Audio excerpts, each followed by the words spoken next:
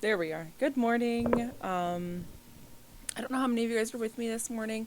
I've got a couple things that are kind of on my heart, that is on my heart. So I just want to share what's going on and how I'm feeling. Um, I am dealing with some minor technical difficulties, so I'm going to keep glancing away a little bit while I'm dealing with some stuff. I'm trying to. It's called multicasting, or multi-streaming, or however you want to call it. So what's going on right now is we are now live on Facebook, Twitch, and YouTube. So I'm super excited about this. So we are all over on all these different platforms. I'm actually coming to you live. I've got some word we're going to share. Then we're going to dive into some painting, and I'm going to try and keep this down to only an hour. It's really hard because there's a lot going through me right now. So if you're jumping in and you're posting comments and stuff, be patient with me. I am trying really hard to load the Facebook comments on my laptop, because there's a lot going on my computer right now. All three of my screens are fully loaded with information of what's going on, what's happening, all these different programs running. So I'm trying to get extras loaded over on my laptop. So bear with me, be patient. I'm trying to get this rocking and rolling. So I'm gonna start off. I want you guys to take a moment. If you want to grab your scriptures, go with me. We're gonna go into Exodus 32. A lot of you guys probably already know this, but we're also good. I've got a couple of bookmarks here. We're gonna jump around a little bit. I'm really excited with where God's got me right now. I think there's a lot of revelation going on in the body. So I'm excited to see what you guys get out of this as well. So grab your cup of coffee, grab your soda, grab your water, grab your juice, your whatever you're up for today. Grab your scriptures or get your phone out. If you want to get turned to Exodus 32 with me, I'm gonna get Facebook loaded up over on my laptop quick so I can see any comments that you guys post.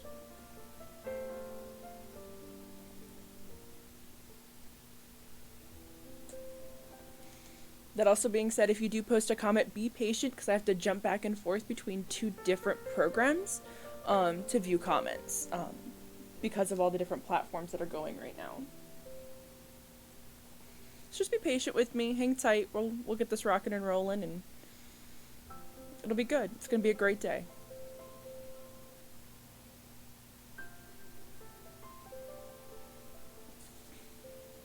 Alright, getting this loaded up here. If you are just joining me and you do want to give a shout out and say hello, let me know that you're there, just so I can make sure that my comments are working properly. I want to make sure that I am able to see everybody okay.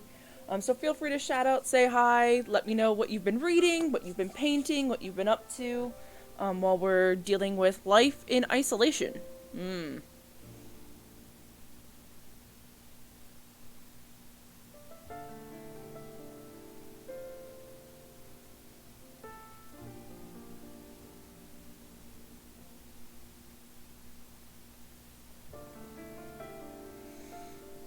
Alright, I think it's going. I think we're good. We're just gonna, we're gonna wing this bad boy, and we're just gonna keep rocking and rolling. So I've spent a lot of time. So I know we're in Exodus right now, but I've spent a lot of time in James, and I'm gonna break it all down. I'm gonna explain why, and I think there's this revelation kind of stirring right now that we're going to be walking into. So I want to give you a word that's for not just right now, but for your tomorrow as well. Before we get into what we're going to paint today, because I think this is really exciting. And I'm going to give a synopsis. I'm not going to go and read the entire chapter to you, because hopefully you have your book, you know where to go. So Exodus 32, the whole chapter, I went through and I reread it again today to make sure I'm understanding what I believe the Lord is telling me. And right now, so Exodus 32 is where Moses came down. He found the people of Israel had built for themselves a calf. They'd gone to Aaron said, build us a calf. Aaron said, give me the gold earrings out of your ears. They gave Aaron riches to create a golden calf. So they gave us something that they took out of Egypt, because they left with arms and boatloads of gold and everything. So they gave the riches that they had earned. They gave of their spoils from their time in isolation and in slavery to create a false god. So when Moses came down from the mountain, he crushed this idol. He threw it in the fire, and it said he ground it to dust. Now that's some serious legwork to grind gold into dust. But it says that's what he did. He ground it down into dust. He threw it in the fire and then he ground it down into dust. And I believe that the reason I'm giving you the brief synopsis is, one, we're running late in starting, and I'm really sorry about that because I had technical difficulties, but I really want to get this out onto Canvas today and really help you guys visualize exactly what this is. So Moses came down the mountain. They found the idol, threw it in the fire, burnt it, took it and ground it down to dust. So we're going to go from Exodus 32 into James. And the reason I want to jump to James is because that's where my heart's been in Exodus, or my hearing has been in Exodus, but my hearing's been in James, my heart's been in Exodus. There we go. I'll get it right. And I believe that when we're reading something specific and God has our heart somewhere else, there's a correlation. So, that revelation was released to me this morning, and I'm so glad I waited till today to paint. I was supposed to go live yesterday at 1 o'clock, and I didn't because I didn't feel that the word had finished cultivating yet, or germinating within me. And I'm really excited for what's being released right now. So we're going to go from Exodus over into James, because I think there's something very important that we need to understand here. And I have little post-its as my bookmarks. James 4, 2 and 3. You lust and do not have. You murder and covet and cannot obtain. You fight and war, yet you do not have because you do not ask. You ask and do not receive, because you ask amiss, and you may spend it on your pleasures. They asked, the spoils that they took out of Egypt, they squandered. And they talk about that because I believe that there's a place of us stewarding not just the riches that are given to us, but the things that we're giving up that are building an idol. I think that's the position that we're in, and I feel like we need to take that stand like Moses did and say, no, I'm gonna cast it into the fire, let it be burned to dust, let it be ground down into nothing, that it's not even reconcilable from what it was, or from what it is into what it was. It cannot be regained, it cannot be reobtained. And I think there's this point in that, and sometimes the object, like I said, isn't necessarily money. Maybe it's, I want to bookmark this so I can come back to this. So maybe it's not money, maybe it's, time. Time is precious, time is invaluable, time is the most expensive thing we can spend. Maybe it's your time that you've given up to create something that you've put in place in a place where God should be. And so that, and I want you guys to think of that, like, it's not, an idol isn't a gold calf, isn't necessarily a gold calf. It's anything that's taking the place that God should be in. And I want you guys to understand that it's not,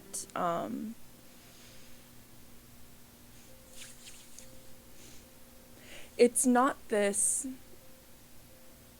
it's not necessarily a physical object. Sometimes it's binge watching something on TV when we could be spending more time with God. Sometimes it's, because don't get me wrong, like, I like to sit down, I like to relax, especially right now. I like to forget about stuff, so I'll put on like an NCIS because I love my mystery shows. I'll put on an NCIS. There's a difference between putting on one and putting on like 10 and watching all of them at once. There's a difference between jumping into a video game and playing it for an hour or two, and playing it for 10 hours. And that realization hit me. So it was Thursday. I sat down with my husband and I wanted to reconnect with him, so I started playing a video game that he and I have played before in the past. And I played it for like 10 hours, and I'm not kidding. Like, it was 10 hours that he and I played together. While I loved the fact that we were reconnecting, I didn't like the fact that I allowed it to become such a stronghold in my day and take up so much of my day. So I've made an important step in saying, no, I'm not going to allow that to, I'm not going to sacrifice that and let that become a stronghold. I think we need to be good stewards of the time that we're allotted, especially in this season of isolation, this season of being pulled away into and being called away into secret places and into the places that are deeper with Him. So I don't want you guys to, like, please hear my heart. I just want this to be a word to be shared and just to be, hopefully it challenges you and brings you closer to God. I don't want it to be, I don't want it to be a place that you're like, oh, if only I would have known. I want you to have ears to hear. I want you to have eyes to see. I want you to understand the great and beautiful workings of our Father who calls us a friend. So that's where we went from Exodus 32 over into James, is because I want you guys to understand the stewardship. They didn't steward the gold that God had given them when they left out of Egypt. And instead they used it to build up an idol. Thankfully, Moses intervened on their behalf and crushed the idol. And I believe right now the Lord is sending, I'm gonna call them idol breakers. I don't know what else to call them. We talk about like the chain breaker and all this stuff. Like there's this point in our lives where we can say, yes, here, take it. And I think that we're on that cusp. We're right into that moment where we can sit back and say, yep, it's yours, take it. I don't want this. And we can allow God to crush that idol down into dust. But we have to allow it to happen. They had to give it back. He didn't fight them for it. He didn't go to war to take the idol back. No, they gave it. He came out and he said, why, why are you doing this, basically? And they said, Aaron said that they did it, and he threw the gold into the fire, and it made this golden calf. I think this is that point where God's saying, what are you doing? And we have the chance to say, take it, I don't want it. So I want to kind of build that understanding and build that foundation, because we're going to go into this. And we're going to talk about, we're going to actually paint crushing of idols today, the crushing of strongholds. I think this is going to be absolutely amazing. I'm super excited. I love when scripture comes to life, and I love when it resonates so in me. I'm actually like, I'm a little trembly today. So I'm like having a hard time sitting still, because I'm really excited about what God's doing right now. So I'm really excited what He's doing here. So that means I'm super excited for what He's doing there, with you guys as well. So we're going to dive into this. We're going to start painting here in like 30 seconds.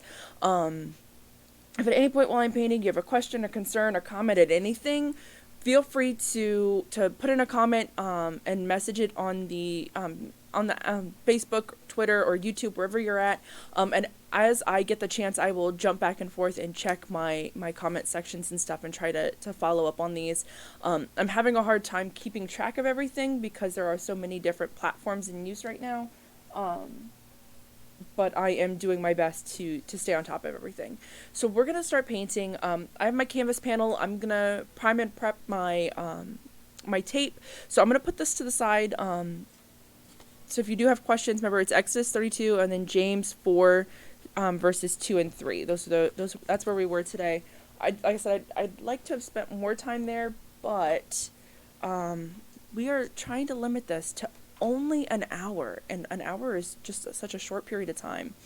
So let me move this camera a little bit, because we're a little crooked, not quite straight, as I'm trying to fix this. This poor camera has been through so much. I beat it up constantly. I'm always whacking it on, like whacking my hand off of this poor thing. Oh, will it come down a little? Just too far. Go that way. There we go. I'm just trying to get it so it's not like it's not hiding any of the canvas here. So we're gonna dive into this. Like I said, I've got my paint or my tape here. We're gonna tape the edges of this while we're hanging out here, and I'm gonna keep talking to you guys a little bit about what's going on in my heart and what's been going on just with me in general, because I think there's a lot of really awesome stuff going on. in the world. And if God has put anything on your heart, please share it. Feel free to jump in and share your heart and what's going on. I am super excited with what he is doing. I believe that there's still more yet to come, so that gets me excited as well. Because I know that he is not done. Oh, as I'm throwing my tape all over the place. Normally I actually cut this. I'm not taking the time to get the scissors out and cut this super duper neat. That's what the edge of the canvas is for. Remember, I'm going to lint it, so that means I'm going to put the tape on my shirt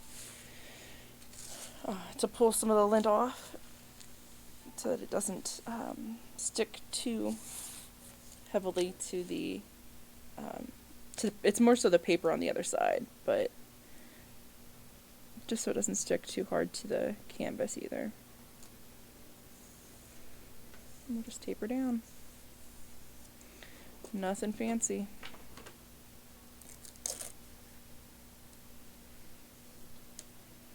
If you have read any good books lately, I would love to know that as well. I just finished Girls with Swords by Lisa Bevere. And I love it. It was absolutely awesome. I thoroughly enjoyed her book.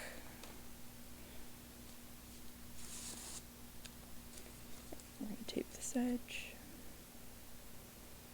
And taping just gives us that nice clean edge when we're done. I'm so excited about today's painting. I meant to pre-tape, and I was so excited about today's word that I didn't get the chance to pre-tape at all. I spent too much of it being excited. I'll be honest, I was way too excited this morning. I spent so much of it being excited that I did not get around to pre-taping. So we're taping now, as circumstances happen to be working out.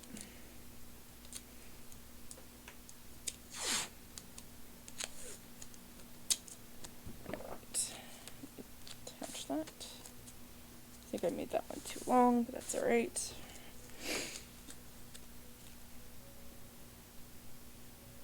Here we go.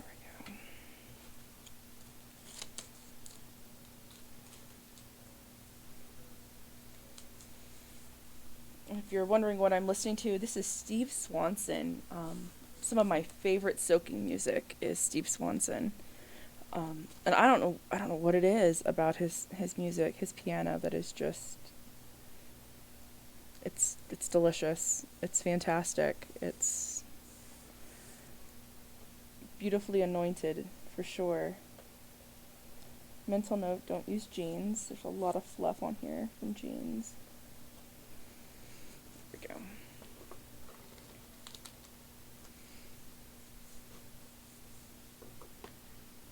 I'm going to leave that little tab on as a hold point.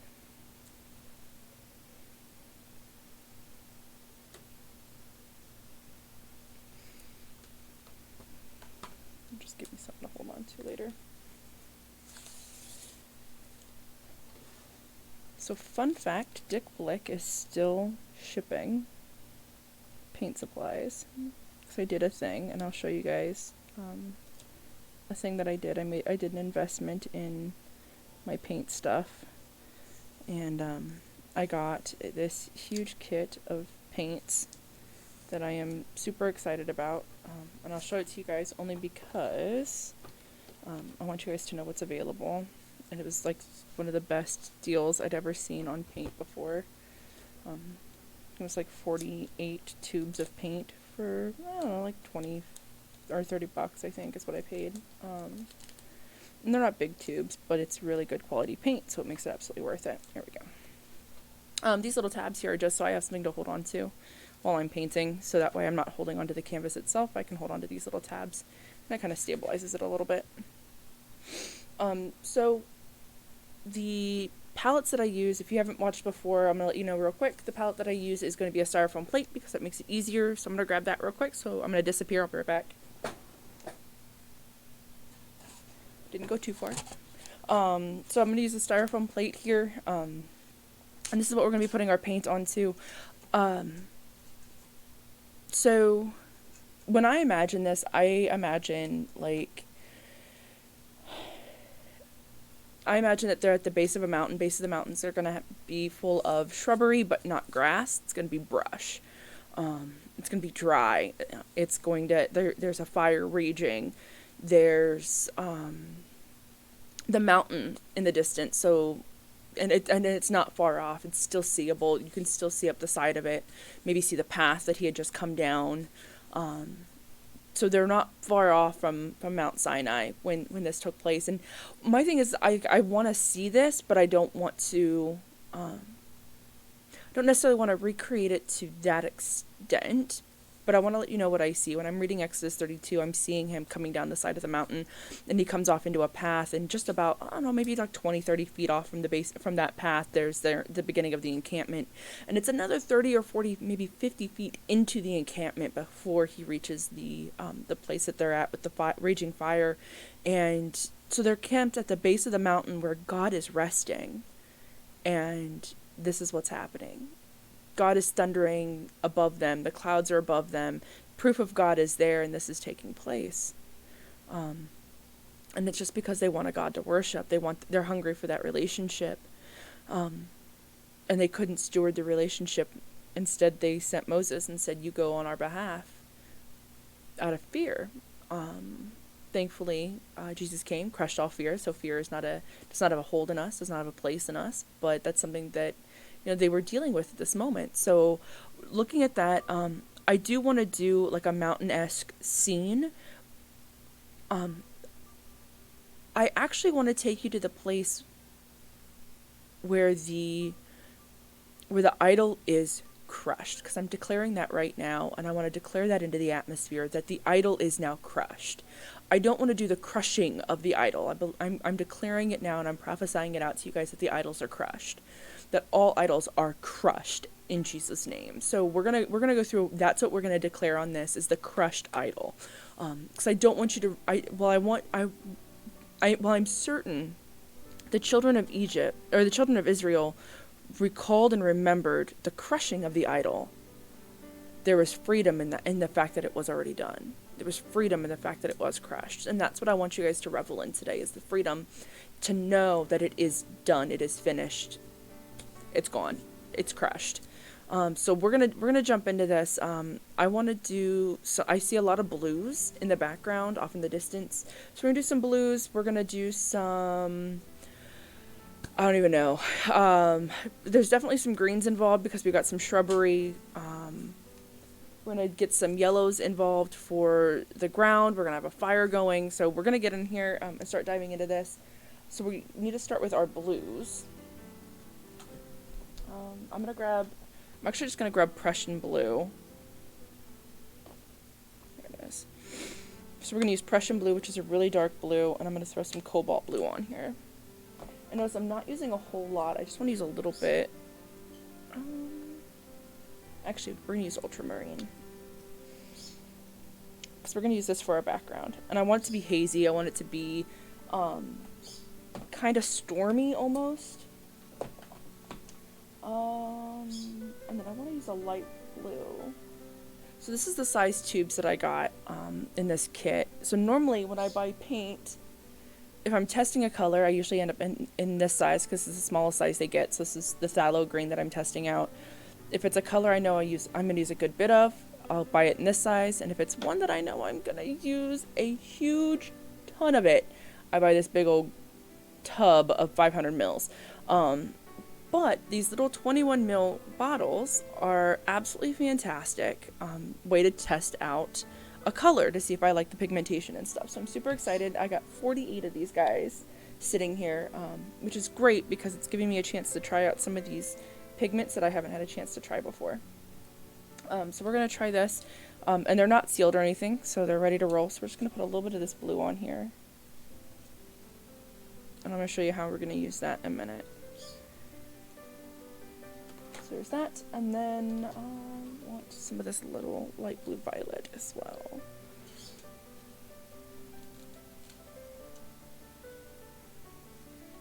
There we go.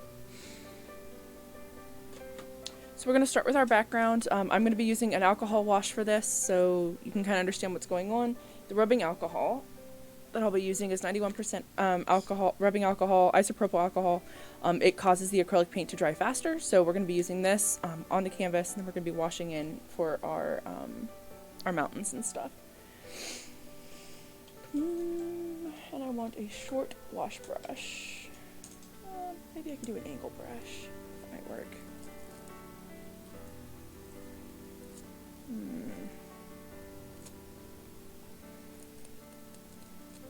Oh, you need conditioned.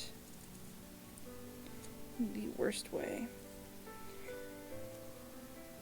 Some of my brushes have been sitting for a very long time, so this one has been sitting for a while, so it's not as supple as it should be. And that just happens from time. Here we go. A short wash. So there's two different types of wash brushes. There's flats and washes. So this guy is a nice long strokes, very, very flexible. This guy's shorter, so it's going to allow the paint to move more. This is the one I want because of the quickness that I need to be able to move that paint around with. Alright, so let's get some rubbing alcohol on the canvas, and we're going to get rocking and rolling. Now, I'm dousing this really well, following it up with the brush.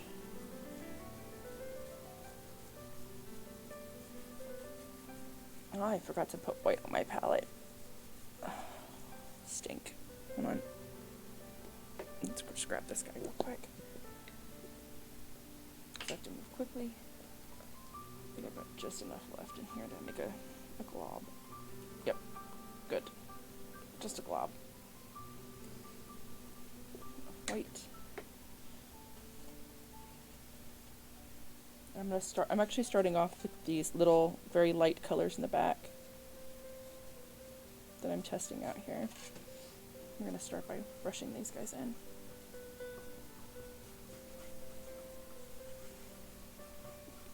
My computer room, or my office now smells like rubbing alcohol immensely.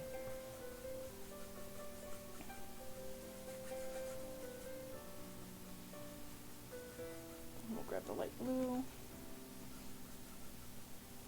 That up. Rubbing alcohol allows us to do a wet on wet technique without using wet paint, or without using paint that's not wet paint. Without using paint that's going to take forever to dry. So it allows for that wet on wet blending without excessive dry times, which is very important. I'm just going to blend that down a little bit. And the reason that this is important when we're doing stuff like this is because these excessive dry times mean that I can't get more on top of this, which is what I want to do now. So I'm taking a little bit of this light blue and a touch of the ultramarine. I'm going to start making, I just want to put like a mountain off in the distance.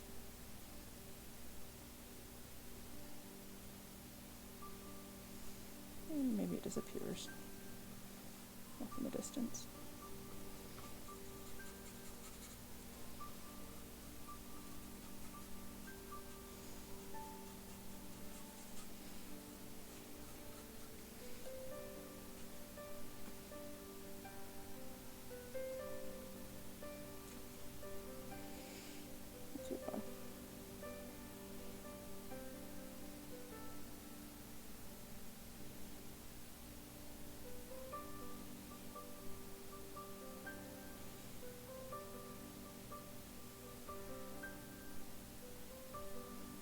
Remember, it's dark and hazy, so we're going to start adding in some darker colors here.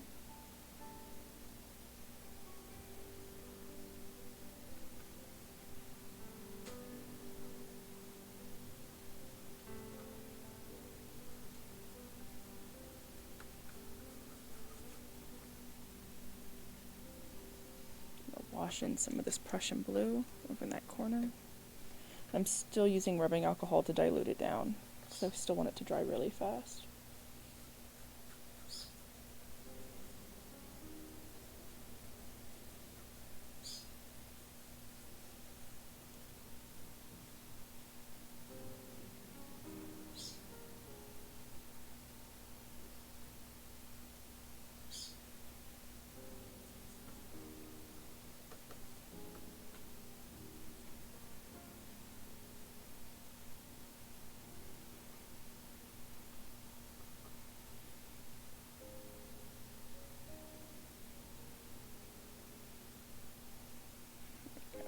And I'm going to say that the path that he's coming out of is going to come out and around